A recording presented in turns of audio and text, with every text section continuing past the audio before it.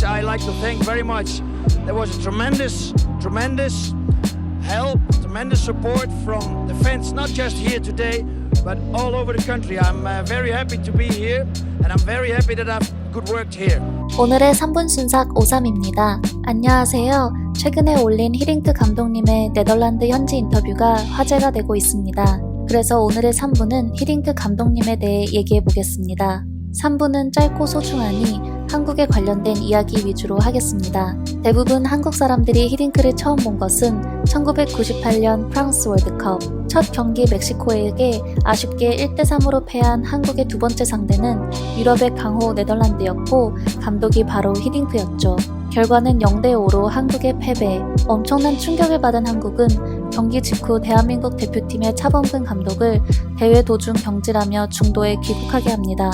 네덜란드는 준결승에서 아쉽게 브라질에게 패하지만 월드컵 4강이라는 성적을 냅니다. 대회가 끝난 후 거스 히딩크 감독은 사임하였고 스페인 프로축구의 레알 마드리드 감독을 맡았으나 성적 부진으로 1년 만에 경질됩니다. 바로 레알 베티스 팀의 감독으로 취임해 재기를 노려봤으나 성적 부진으로 1년 만에 또다시 경질되어 감독 커리어가 하락하는 시점이었습니다. 그때 히딩크 영입을 제안한 곳이 바로 대한축구협회였고 이것은 2002년 자국 월드컵을 앞두고 좋은 성적이 절실하여 초16급 감독을 영입하려는 시도였죠. 실제로 2002년 월드컵 이전까지 대한민국 대표팀은 본선에서 한 경기도 승리하지 못하며 사무 10패의 초라한 성적을 거두고 있었습니다.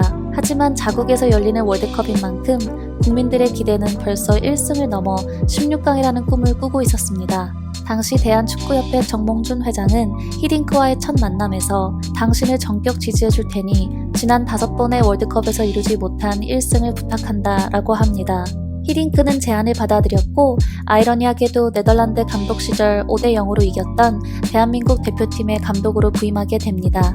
2001년부터 대한민국 감독으로서의 정식 행보를 시작한 히딩크의 길은 험난했습니다. 월드컵이 1년 반밖에 남지 않았는데 언어가 다른 낯선 나라에 와서 새로운 문화에 적응하고 약체로 평가받는 대한민국 팀을 강팀들과 겨룰 수 있는 실력으로 만들어야 했기 때문이죠. 그리고 월드컵 데뷔라고 할 수 있었던 프랑스와 체코전에서 두 번 다 5대0으로 지게 됩니다. 경질론이 끊임없이 나왔지만 정몽준 회장은 약속대로 히딩크 감독을 적극적으로 보호해주며 축구에만 전념하게 할 수 있게 해줍니다.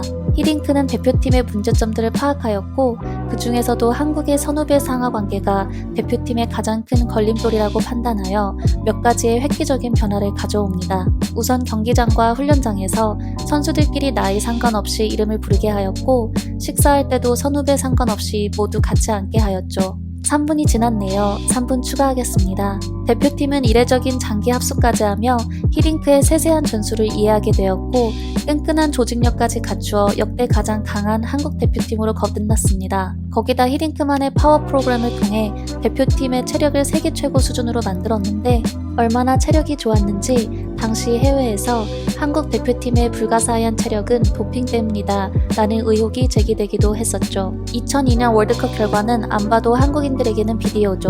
한국 대표팀은 사상 첫 1승과 첫 16강 진출을 시작으로 4강까지 올라가는 성과를 거두며 히딩크 감독은 한국인들에게 무한한 사랑을 받게 됩니다.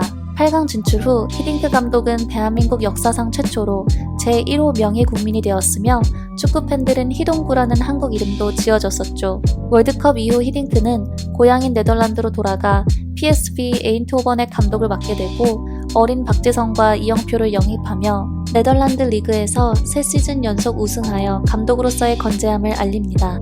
그리고 2005년 PSV를 챔피언스 리그 4강, 호주 대표팀을 32년 만에 2006 월드컵 본선으로 이끌고 대회 16강 진출, 러시아 대표팀을 이끌어 유로 2008 4강, 2009년 첼시 FC를 챔피언스 리그 4강으로 올리며 단기간에 팀의 조직력을 끌어올리는 능력은 세계 최고 중 한 명이라는 사실을 확인합니다. 2017년도에는 한국 대표팀 재부임설도 있었지만 성사되지 않았고 이 사건에 대해선 깊이 들어가지 않겠습니다.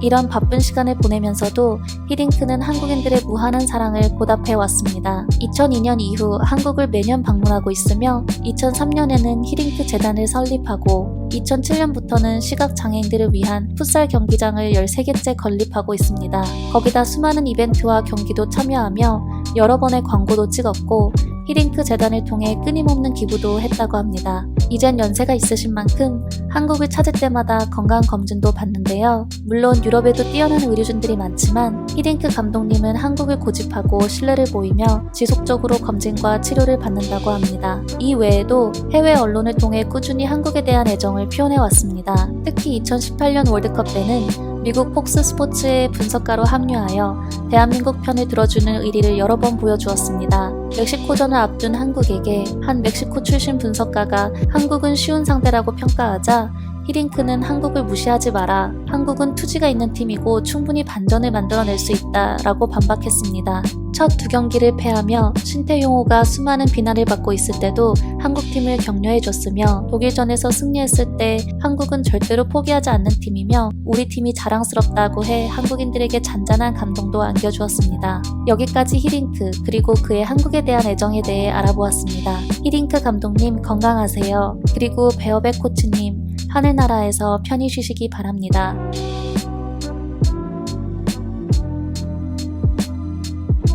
이번 영상이 재밌으셨다면 좋아요와 구독 부탁드립니다.